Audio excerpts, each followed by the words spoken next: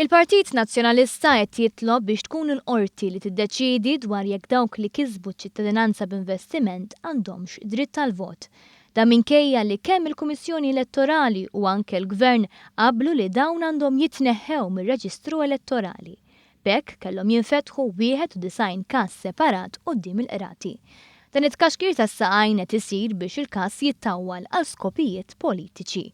Wara li sar magħruf lil persuni li kisbu ċ-ċittadinanza Maltija permezz tal-programm ta' ċittadinanza b'investiment daħlu fir-Reġistru Elettorali mingħajr ma kienu intitolati għal dan, il-Kummissjoni Elettorali immedjatament iddeċidiet li dawn l-ismijiet għandhom jitneħħew minn fuq ir-Reġistru Elettorali. Il-persuni li kisbu ċittadinanza b'investiment mhumiex qed jissiltu għad-dritt tal-vot, anzi m'għandhomx problema li jitneħħew mir-Reġistru Elettorali.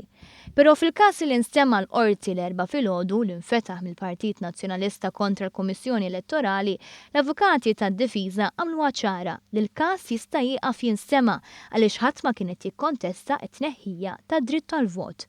Iżda b'ton għoli u urtat, Paul Borċolivier fisem il-Partit Nazzjonalista ippersista li l-każ jitkompla għal dan u 90 individwu ieħor.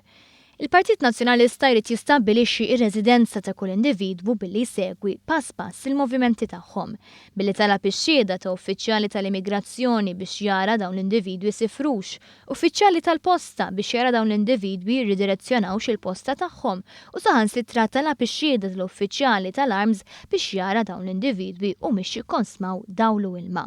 Xhieda li fi kliem il-professur Ian Refalo u l-avukat Pawlu Lija li qed jidhru għall-Kummissjoni Elettorali u Identity Malta rispettivament tmur lil hinn mill-iskop tal-kawża u xxekkel id-dritt tal-privatezza ta' dawn l-individwi.